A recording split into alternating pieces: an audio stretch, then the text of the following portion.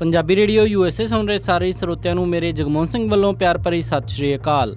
ਅੱਜ 23 ਅਕਤੂਬਰ ਦਿਨ ਐਤਵਾਰ ਪ੍ਰੋਗਰਾਮ ਲੈ ਕੇ ਹਾਜ਼ਰ ਹਾਂ ਅਪਡੇਟ ਅਮਰੀਕਾ, ਜਿਸ ਦੇ ਵਿੱਚ ਤੁਹਾਨੂੰ ਵਰਲਡ ਨਿਊਜ਼, ਅਮਰੀਕਾ ਦੀਆਂ ਨਿਊਜ਼ ਅਤੇ ਮੌਸਮ ਦੇ ਬਾਰੇ ਜਾਣਕਾਰੀ ਦੇਵਾਂਗੇ। ਖਬਰਾਂ ਦੀ ਸ਼ੁਰੂਆਤ ਕਰਨ ਤੋਂ ਪਹਿਲਾਂ ਧੰਨਵਾਦ ਕਰਦੇ ਹਾਂ ਆਪਣੇ ਸਪਾਂਸਰ ਦਾ, ਜਿਨ੍ਹਾਂ ਨੇ ਇਸ ਪ੍ਰੋਗਰਾਮ ਦੇ ਵਿੱਚ ਸਹਿਯੋਗ ਪਾਇਆ। ਅੱਜ ਦੀਆਂ ਖਬਰਾਂ ਨੂੰ ਸਪਾਂਸਰ ਕਰ ਰਹੇ ਹਨ ਖਾਲਸਾ ਇੰਸ਼ੋਰੈਂਸ ਏਜੰਸੀ ਵਾਲੇ ਸੈਨ ਹੋਜ਼ੇ ਤੋਂ, ਜੋ ਕਿ ਹਰ ਪ੍ਰਕਾਰ ਦੀ ਇੰਸ਼ੋਰੈਂਸ ਕਰਦੇ ਹਨ ਅਤੇ ਕਿਸੇ ਵੀ ਤਰ੍ਹਾਂ ਦੀ ਇੰਸ਼ੋਰੈਂਸ ਦੇ ਲਈ ਤੁਸੀਂ ਇਹਨਾਂ ਨੂੰ ਕਾਲ ਕਰ ਸਕਦੇ ਹੋ 408 272 2500 ਤੇ। ਇਸ ਦੇ ਨਾਲ ਸੰਤੋਖ ਸਿੰਘ ਵਾਸੀ ਪਰਮਜੀਤ ਕੌਰ ਜੀ ਵਾਸੀ ਫਰੀਮੌਂਟ ਤੋਂ, ਮਨਜੀਤ ਸਿੰਘ ਨਰਿੰਦਰ ਕੌਰ ਕੁਲਾਰ ਜੀ ਕਲੋਵਿਸ ਤੋਂ ਅਤੇ ਗਿਆਨ ਸਿੰਘ ਨਾਗਰਾ ਜੀ ਸੈਨ ਹੋਜ਼ੇ ਤੋਂ। ਜੇਕਰ ਤੁਸੀਂ ਵੀ ਪ੍ਰੋਗਰਾਮ ਨੂੰ ਜਾਂ ਪੰਜਾਬੀ ਰੇਡੀਓ USA ਦੇ ਕਿਸੇ ਵੀ ਹੋਰ ਪ੍ਰੋਗਰਾਮ ਨੂੰ ਸਪਾਂਸਰ ਕਰਨਾ ਚਾਹੁੰਦੇ ਹੋ ਤਾਂ ਤੁਸੀਂ ਕਾਲ ਕਰ ਸਕਦੇ ਹੋ 408 722 7698 ਤੇ, ਜਾਂ ਫਿਰ ਈਮੇਲ ਕਰ ਸਕਦੇ ਹੋ ਸਾਡੇ ਈਮੇਲ ਐਡਰੈਸ info@punjabiradiousa.com ਤੇ। ਇੱਕ ਵਾਰੀ ਫਿਰ ਸਾਰੇ ਸਪਾਂਸਰ ਦਾ ਬਹੁਤ-ਬਹੁਤ ਧੰਨਵਾਦ।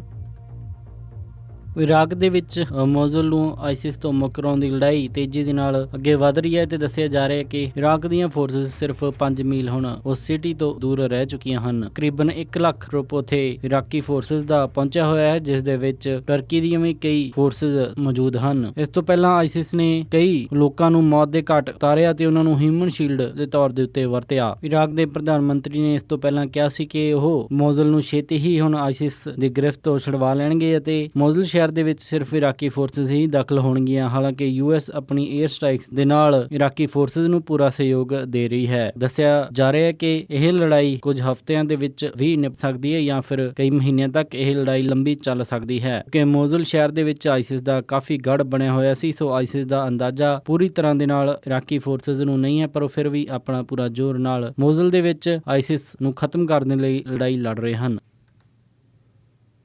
ਡੋਨਾਲਡ ਟਰੰਪ ਦੀ ਕੈਂਪੇਨ ਮੈਨੇਜਰ ਕੈਲੇਨੀ ਕੌਨਵੇ ਨੇ ਪਹਿਲੀ ਵਾਰ ਇਹ ਮੰਨਿਆ ਕਿ ਉਹ ਪੋਲਸ ਦੇ ਵਿੱਚ ਥੋੜਾ ਪਿੱਛੇ ਚੱਲ ਰਹੇ ਹਨ। ਉਹਨਾਂ ਨੇ ਕਿਹਾ ਕਿ ਹਿਲਰੀ ਕਲਿੰਟਨ ਵੱਲੋਂ ਭਾਰੀ ਭਰਕਮ ਪੱਧਰ ਦੇ ਉੱਤੇ ਕੀਤੀਆਂ ਗਈਆਂ ਐਡਸ, ਜੋ ਕਿ ਡੋਨਾਲਡ ਟਰੰਪ ਦੇ ਲਈ ਕਾਫੀ ਨੈਗੇਟਿਵਿਟੀ ਪੈਦਾ ਕਰ ਰਹੀਆਂ ਹਨ, ਉਸ ਦਾ ਫਾਇਦਾ ਉਸਦੇ ਕੈਂਪੇਨ ਨੂੰ ਹੋ ਰਿਹਾ ਹੈ। ਅਤੇ ਉਹਨਾਂ ਨੇ ਇਹ ਵੀ ਕਿਹਾ ਕਿ ਫਾਰਮਰ ਪ੍ਰੈਜ਼ੀਡੈਂਟ, ਜੋ ਕਿ ਉਹਨਾਂ ਦੇ ਪਤੀ ਹਨ, ਉਹ ਉਹਨਾਂ ਦੀ ਪੂਰੀ ਸਪੋਰਟ ਕਰ ਰਹੇ ਹਨ ਅਤੇ ਮੌਜੂਦਾ ਰਾਸ਼ਟਰਪਤੀ ਬਰਾਕ ਓਬਾਮਾ ਅਤੇ ਫਸਟ ਲੇਡੀ ਮਿਸ਼ੇਲ ਓਬਾਮਾ ਵੀ ਪੂਰੀ ਤਰ੍ਹਾਂ ਦੇ ਨਾਲ ਹਿਲਰੀ ਕਲਿੰਟਨ ਨੂੰ ਸਪੋਰਟ ਕਰ ਰਹੇ ਹਨ। ਇਸ ਦੇ ਕਰਕੇ ਉਹ ਥੋੜੀ ਜਿਹੀ ਲੀਡ ਦੇ ਉੱਤੇ ਚੱਲ ਰਹੇ ਹਨ, ਪਰ ਉਹਨਾਂ ਨੇ ਕਿਹਾ ਕਿ ਸਾਡਾ ਹੌਸਲਾ ਪੂਰੀ ਤਰ੍ਹਾਂ ਬੁਲੰਦ ਹੈ ਅਤੇ ਰਿਪਬਲਿਕਨ ਪਾਰਟੀ ਦਾ ਅੰਦਰੂਨੀ ਵਿਰੋਧ ਹੋਣ ਤੋਂ ਬਾਵਜੂਦ ਵੀ 4 ਜਾਂ 5 ਪੁਆਇੰਟ ਦੀ ਲੀਡ ਦੇ ਉੱਤੇ ਹਿਲਰੀ ਕਲਿੰਟਨ ਡੋਨਾਲਡ ਟਰੰਪ ਦੇ ਨਾਲੋਂ ਚੱਲ ਰਹੀ ਹੈ। ਉਹਨਾਂ ਨੇ ਇਹ ਵੀ ਕਿਹਾ ਕਿ Donald Trump Florida, Ohio, Iowa, North Carolina ਅਤੇ ਨਿਵਾਡਾ ਦੇ ਵਿੱਚ ਪੂਰੀ ਤਰ੍ਹਾਂ ਫੋਕਸ ਕਰ ਰਹੇ ਹਨ ਤਾਂ ਕਿ ਇਹਨਾਂ ਸਵਿੰਗ ਸਟੇਟਸ ਦੇ ਵਿੱਚ ਉਹ ਕਿਸੇ ਤਰ੍ਹਾਂ ਜਿੱਤ ਹਾਸਲ ਕਰ ਸਕਣ। ਉਹਨਾਂ ਨੇ ਕਿਹਾ ਕਿ ਇਹ ਸਵਿੰਗ ਸਟੇਟਸ ਕਾਫੀ ਜ਼ਿਆਦਾ ਮਹੱਤਵਪੂਰਨ ਹਨ, ਸੋ ਇਸ ਕਰਕੇ ਸਾਡਾ ਸਾਰਾ ਧਿਆਨ ਇਹਨਾਂ ਸਟੇਟਸ ਦੇ ਉੱਤੇ ਲੱਗਿਆ ਹੋਇਆ ਹੈ। ਉਧਰੋਂ ਹੀ ਰੀਅਲ ਕਲੀਅਰ ਪੋਲਿਟਿਕਸ ਦੇ ਆਏ ਸਰਵੇ ਦੇ ਮੁਤਾਬਿਕ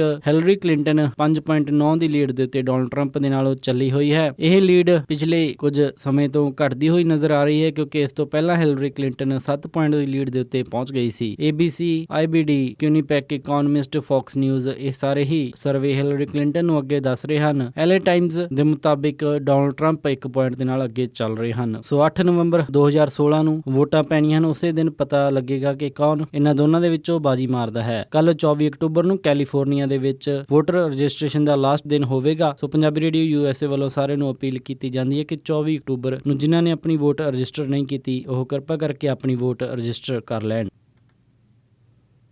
ਕੈਲੀਫੋਰਨੀਆ ਦੇ ਵਿੱਚ I-10 ਦੇ ਉੱਤੇ ਜਾ ਰਹੀ ਇੱਕ ਟੂਰ ਬੱਸ, ਜੋ ਕਿ ਲਾਸ ਐਂਜਲਸ ਨੂੰ ਜਾ ਰਹੀ ਸੀ, ਇੱਕ ਹਾਦਸੇ ਦਾ ਸ਼ਿਕਾਰ ਹੋ ਗਈ, ਜਿਸ ਦੇ ਵਿੱਚ 13 ਲੋਕਾਂ ਦੀ ਮੌਤ ਹੋ ਗਈ ਹੈ ਤੇ 31 ਲੋਕ ਹੋਰ ਇਸ ਦੇ ਵਿੱਚ ਜ਼ਖਮੀ ਹੋਏ ਹਨ। ਇਹ ਬੱਸ ਸੈਲਟਨ ਸਿਟੀ ਤੋਂ ਲਾਸ ਐਂਜਲਸ ਦੇ ਵੱਲ ਜਾ ਰਹੀ ਸੀ। ਪਾਮ ਸਪ੍ਰਿੰਗਸ ਦੇ ਕੋਲ ਇਹ ਹਾਦਸਾ ਹੋਇਆ ਜਦੋਂ ਇਹ ਬੱਸ ਇੱਕ ਟਰੱਕ ਦੇ ਵਿੱਚ ਟਕਰਾ ਗਈ। ਕੈਲੀਫੋਰਨੀਆ ਹਾਈਵੇ ਪੈਟਰੋਲ ਦੇ ਮੁਤਾਬਿਕ ਬੱਸ ਨੇ ਪਿਛਲੇ ਪਾਸਿਓਂ ਦੀ ਟਰੱਕ ਦੇ ਵਿੱਚ ਟੱਕਰ ਮਾਰੀ, ਜਿਸ ਤੋਂ ਬਾਅਦ ਦੇ ਵਿੱਚ ਇਹ ਹਾਦਸਾ ਹੋਇਆ। ਜ਼ਿਆਦਾਤਰ ਸਵਾਰੀਆਂ ਜੋ ਕਿ ਬੱਸ ਦੇ ਅਗਲੇ ਪਾਸੇ ਬੈਠੀਆਂ ਹੋਈਆਂ ਸਨ, ਉਹ ਮਾਰੀਆਂ ਗਈਆਂ। ਇਹ ਹਾਦਸਾ ਸਵੇਰੇ 5:15 ਵਜੇ ਹੌਟ ਸਪ੍ਰਿੰਗਸ ਦੇ ਕੋਲ ਹੋਇਆ।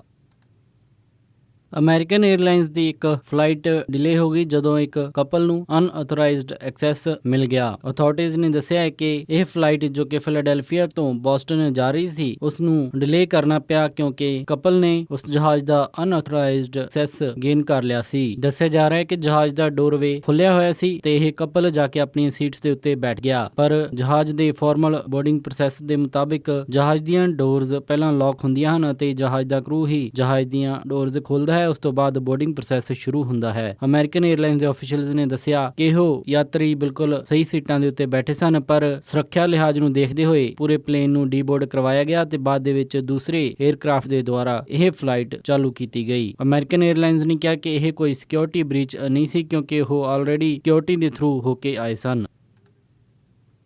ਓਕਲਾਹੋਮਾ ਦੇ ਵਿੱਚ 2 ਪੁਲਿਸ ਅਫਸਰ ਨੂੰ ਗੋਲੀ ਲੱਗੀ ਹੈ ਅਤੇ ਇਸ ਮਾਮਲੇ ਦੇ ਵਿੱਚ ਇੱਕ ਸਸਪੈਕਟ ਨੂੰ ਪੁਲਿਸ ਨੇ ਗ੍ਰਿਫਤਾਰ ਕੀਤਾ ਹੈ ਤੇ ਇੱਕ ਹੋਰ ਸਸਪੈਕਟ ਦੀ ਤਲਾਸ਼ ਕੀਤੀ ਜਾ ਰਹੀ ਹੈ। ਦੱਸਿਆ ਜਾ ਰਿਹਾ ਹੈ ਕਿ ਇਹ ਦੋਨੇ ਪੁਲਿਸ ਅਫਸਰ AK-47 ਰਾਈਫਲ ਦੁਆਰਾ ਜ਼ਖਮੀ ਕੀਤੇ ਗਏ। ਡਾਕਟਰਸ ਨੇ ਦੱਸਿਆ ਕਿ ਇਹਨਾਂ ਦੋਨਾਂ ਦੀ ਹਾਲਤ ਖਤਰੇ ਤੋਂ ਬਾਹਰ ਹੈ, ਪਰ ਇਹਨਾਂ ਨੂੰ ਲਿੰਕਨ ਕਾਉਂਟੀ ਐਮਰਜੈਂਸੀ ਹਸਪਤਾਲ ਦੇ ਵਿੱਚ ਦਾਖਲ ਕਰਵਾਇਆ ਗਿਆ। ਓਕਲਾਹੋਮਾ ਸਿਟੀ ਤੋਂ ਤਕਰੀਬਨ 35 ਮੀਲ ਦੀ ਦੂਰੀ ਦੇ ਉੱਤੇ ਇੱਕ ਸਸਪੈਕਟ ਨੂੰ ਫੜ ਲਿਆ ਗਿਆ, ਪਰ ਦੂਸਰਾ ਉੱਥੋਂ ਭੱਜਣ ਦੇ ਵਿੱਚ ਕਾਮਯਾਬ ਹੋ ਗਿਆ। ਨਿਊਯਾਰਕ ਸਿਟੀ ਨਿਊਯਾਰਕ ਦੇ ਵਿੱਚ Airbnb ਨੂੰ ਖਤਮ ਕਰਨ ਦੀ ਤਿਆਰੀ ਕਰ ਰਹੀ ਹੈ। ਰਾਈਡ ਸ਼ੇਅਰਿੰਗ ਜਾਂ ਫਿਰ ਹੋਰ ਸ਼ੇਅਰਿੰਗ ਇਕਨੋਮੀ ਵਾਲੀਆਂ ਕੰਪਨੀਆਂ ਸਿਟੀ ਦੇ ਨਾਲ ਕਾਨੂੰਨੀ ਲੜਾਈ ਲੜਨ ਦੇ ਵਿੱਚ ਕਾਫੀ ਮਿਲੀਅਨ ਡਾਲਰ ਖਰਚ ਕਰ ਰਹੀਆਂ ਹਨ। ਗਵਰਨਰ ਐਂਡਰਿਊ ਕਿਊਮੋ ਨੇ ਕਿਹਾ ਕਿ ਜੋ ਵੀ Airbnb ਦੀ ਸਾਈਟ ਦੇ ਉੱਤੇ ਐਡਵਰਟਾਈਜ਼ ਕਰੇਗਾ ਤਾਂ ਉਸ ਨੂੰ $7,500 ਦਾ ਜੁਰਮਾਨਾ ਕੀਤਾ ਜਾਏਗਾ। ਇਸ ਦੇ ਨਾਲ Airbnb ਦੇ ਬਿਜ਼ਨਸ ਨੂੰ ਕਾਫੀ ਨੁਕਸਾਨ ਹੋਣ ਦੀ ਆਸ ਲਾਈ ਜਾ ਰਹੀ ਹੈ। Airbnb ਦੀ ਸਰਵਿਸ ਦੇ ਤਹਿਤ ਯੰਗ ਪ੍ਰੋਫੈਸ਼ਨਲ ਅਤੇ ਜਾਂ ਫਿਰ ਫੈਮਿਲੀ ਵਾਲਿਆਂ ਨੂੰ ਆਪਣੇ ਅਪਾਰਟਮੈਂਟ ਜਾਂ ਰੂਮ ਰੈਂਟ ਕਰਨ ਤੇ ਕੈਸ਼ ਬੈਨੀਫਿਟ ਹੁੰਦਾ ਸੀ। ਦੱਸਿਆ ਜਾ ਰਿਹਾ ਹੈ ਕਿ ਕੋਈ ਵੀ ਵਿਜ਼ਿਟਰ ਜਾਂ ਫਿਰ ਟੂਰਿਸਟ ਜੋ ਵੱਡੀਆਂ ਸਿਟੀਜ਼ ਦੇ ਵਿੱਚ ਜਾਂਦੇ ਸਨ, ਉਹ ਮਹਿੰਗੇ ਹੋਟਲ ਦੇ ਨਾਲੋਂ Airbnb ਦੇ ਉੱਤੇ ਕਿਰਾਏ ਦੇ ਉੱਤੇ ਘਰ ਲੈਣਾ ਜ਼ਿਆਦਾ ਪਸੰਦ ਕਰਦੇ ਸਨ। ਪਰ ਕਾਫੀ ਸਾਰੇ ਵੱਡੇ ਹੋਟਲ ਦੇ ਮਾਲਿਕ ਅਤੇ ਯੂਨੀਅਨ ਦੇ ਵੱਲੋਂ ਪੋਲੀਟੀਸ਼ੀਅਨਸ ਦੇ ਉੱਤੇ ਇਹ ਦਬਾਅ ਪਾਇਆ ਜਾ ਰਿਹਾ ਹੈ ਕਿ ਇਸ ਤਰ੍ਹਾਂ ਦੀ ਸਰਵਿਸ ਨੂੰ ਬੰਦ ਕੀਤਾ ਜਾਏ, ਕਿਉਂਕਿ ਇਹ ਇਲੀਗਲ ਹੋਟਲਸ ਹਨ।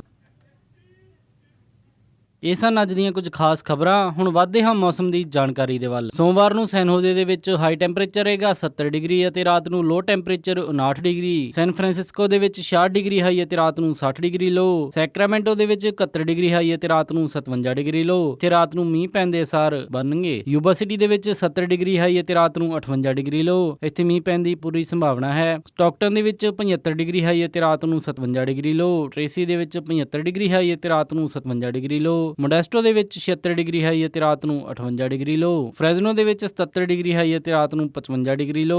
ਬੇਕਰਫੀਲਡ ਦੇ ਵਿੱਚ 82 ਡਿਗਰੀ ਹਾਈ ਅਤੇ ਰਾਤ ਨੂੰ 58 ਡਿਗਰੀ ਲੋ। ਲਾਸ ਐਂਜਲਸ ਦੇ ਵਿੱਚ 76 ਡਿਗਰੀ ਹਾਈ ਅਤੇ ਰਾਤ ਨੂੰ 60 ਡਿਗਰੀ ਲੋ। ਟਰਕੀ ਦੇ ਵਿੱਚ 51 ਡਿਗਰੀ ਹਾਈ ਅਤੇ ਰਾਤ ਨੂੰ 30 ਲੋ। ਸਾਊਥ ਲੇਕ ਟਾਹੋ ਦੇ ਵਿੱਚ 54 ਡਿਗਰੀ ਹਾਈ ਅਤੇ ਰਾਤ ਨੂੰ 44 ਡਿਗਰੀ ਲੋ। ਪੋਰਟਲੈਂਡ ਓਰੇਗਨ ਦੇ ਵਿੱਚ 58 ਡਿਗਰੀ ਹਾਈ ਅਤੇ ਰਾਤ ਨੂੰ 51 ਡਿਗਰੀ ਲੋ। ਸੈਟਲ ਦੇ ਵਿੱਚ 60 ਡਿਗਰੀ ਹਾਈ ਅਤੇ ਰਾਤ ਨੂੰ 52 ਡਿਗਰੀ ਲੋ। ਫਲੈਗਸਟਾਫ ਐਰੀਜ਼ੋਨਾ ਦੇ ਵਿੱਚ 64 ਡਿਗਰੀ ਹਾਈ ਅਤੇ ਰਾਤ ਨੂੰ 46 ਡਿਗਰੀ ਲੋ। ਸਾਲਟ ਲੇਕ ਸਿਟੀ ਯੂਟਾ ਦੇ ਵਿੱਚ 65 ਡਿਗਰੀ ਹਾਈ ਅਤੇ ਰਾਤ ਨੂੰ 51 ਡਿਗਰੀ ਲੋ। ਸ਼ਿਕਾਗੋ ਦੇ ਵਿੱਚ 55 ਡਿਗਰੀ ਹਾਈ ਅਤੇ ਰਾਤ ਨੂੰ 42 ਡਿਗਰੀ ਲੋ। ਨਿਊਯਾਰਕ ਦੇ ਵਿੱਚ 61 ਡਿਗਰੀ ਹਾਈ ਅਤੇ ਰਾਤ ਨੂੰ 45 ਡਿਗਰੀ ਲੋ। ਕੈਨੇਡਾ ਟੋਰਾਂਟੋ ਦੇ ਵਿੱਚ 10 ਡਿਗਰੀ ਸੈਲਸੀਅਸ ਹਾਈ ਅਤੇ ਰਾਤ ਨੂੰ 4 ਡਿਗਰੀ ਸੈਲਸੀਅਸ ਲੋ। ਵਿਨੀਪੈਗ ਦੇ ਵਿੱਚ 8 ਡਿਗਰੀ ਸੈਲਸੀਅਸ ਹਾਈ ਅਤੇ ਰਾਤ ਨੂੰ 0 ਡਿਗਰੀ ਸੈਲਸੀਅਸ ਲੋ। ਕੈਲਗਰੀ ਦੇ ਵਿੱਚ 7 ਡਿਗਰੀ ਸੈਲਸੀਅਸ ਹਾਈ ਅਤੇ ਰਾਤ ਨੂੰ -2 ਡਿਗਰੀ ਸੈਲਸੀਅਸ ਲੋ। ਵੈਨਕੂਵਰ ਦੇ ਵਿੱਚ 15 ਡਿਗਰੀ ਸੈਲਸੀਅਸ ਹਾਈ ਅਤੇ ਰਾਤ ਨੂੰ 10 ਡਿਗਰੀ ਸੈਲਸੀਅਸ ਲੋ। ਪੰਜਾਬ ਅੰਮ੍ਰਿਤਸਰ ਦੇ ਵਿੱਚ 32 ਡਿਗਰੀ ਸੈਲਸੀਅਸ ਹਾਈ ਅਤੇ ਰਾਤ ਨੂੰ 15 ਡਿਗਰੀ ਸੈਲਸੀਅਸ ਲੋ। ਮੈਲਬਰਨ ਆਸਟ੍ਰੇਲੀਆ ਦੇ ਵਿੱਚ 23 ਡਿਗਰੀ ਸੈਲਸੀਅਸ ਹਾਈ ਅਤੇ ਰਾਤ ਨੂੰ 14 ਡਿਗਰੀ ਸੈਲਸੀਅਸ ਲੋ। ਲੰਡਨ ਦੇ ਵਿੱਚ 12 ਡਿਗਰੀ ਸੈਲਸੀਅਸ ਹਾਈ ਅਤੇ ਰਾਤ ਨੂੰ 7 ਡਿਗਰੀ ਸੈਲਸੀਅਸ ਲੋ। ਬਰਲਿਨ ਦੇ ਵਿੱਚ 11 ਡਿਗਰੀ ਸੈਲਸੀਅਸ ਹਾਈ ਅਤੇ ਰਾਤ ਨੂੰ 7 ਡਿਗਰੀ ਸੈਲਸੀਅਸ ਲੋ। ਅਤੇ ਫਰਾਂਸ ਪੈਰਿਸ ਦੇ ਵਿੱਚ 15 ਡਿਗਰੀ ਸੈਲਸੀਅਸ ਹਾਈ ਅਤੇ ਰਾਤ ਨੂੰ 10 ਡਿਗਰੀ ਸੈਲਸੀਅਸ ਲੋ ਰਹੇਗਾ। ਇਹ ਸੀ ਮੌਸਮ ਦੀ ਜਾਣਕਾਰੀ। ਅੱਜ ਵੀਕਐਂਡ ਹੋਣ ਕਾਰਨ ਸਟਾਕ ਮਾਰਕੀਟ ਬੰਦ ਰਹੀ। ਅਗਲੀ ਸਟਾਕ ਮਾਰਕੀਟ ਦੀ ਇਨਫੋਰਮੇਸ਼ਨ ਦਵਾਂਗੇ ਜੀ ਸੋਮਵਾਰ ਦੇ ਅੰਕ ਵਿੱਚ। ਇਸੇ ਦੇ ਨਾਲ ਖਬਰਾਂ ਦਾ ਅੱਜ ਦਾ ਇਹ ਬੁਲੇਟਿਨ ਇੱਥੇ ਹੀ ਸਮਾਪਤ ਕਰਦੇ ਹਾਂ। ਇਜਾਜ਼ਤ ਦਿਓ। ਉਮੀਦ ਹੈ ਕਿ ਤੁਹਾਨੂੰ ਅੱਜ ਦਾ ਇਹ ਪ੍ਰੋਗਰਾਮ ਪਸੰਦ ਆਇਆ ਹੋਵੇਗਾ। ਕਿਸੇ ਵੀ ਤਰ੍ਹਾਂ ਦੇ ਫੀਡਬੈਕ ਦੇ ਲਈ ਤੁਸੀਂ ਸਾਨੂੰ ਕਾਲ ਕਰ ਸਕਦੇ ਹੋ 4087227698 ਤੇ ਜਾਂ ਫਿਰ ਈਮੇਲ ਕਰ ਸਕਦੇ ਹੋ ਸਾਡੇ ਈਮੇਲ ਐਡਰੈਸ info@punjabiradiousa.com ਤੇ। ਇੱਕ ਵਾਰੀ ਫਿਰ ਸਾਰੇ ਸਪਾਂਸਰ ਦਾ ਬਹੁਤ-ਬਹੁਤ ਧੰਨਵਾਦ। ਮਿਲਦੇ ਹਾਂ ਅਪਡੇਟ ਅਮਰੀਕਾ ਦੇ ਅਗਲੇ ਅੰਕ ਵਿੱਚ। ਤਦ ਲਈ ਸਾਰਿਆਂ ਨੂੰ ਪਿਆਰ ਅਤੇ ਸਤਿਕਾਰ ਭਰੀ ਸਤਿ ਸ਼੍ਰੀ ਅਕਾਲ। ਸੁਣਦੇ ਰਹੋ ਪੰਜਾਬੀ ਰੇਡੀਓ USA।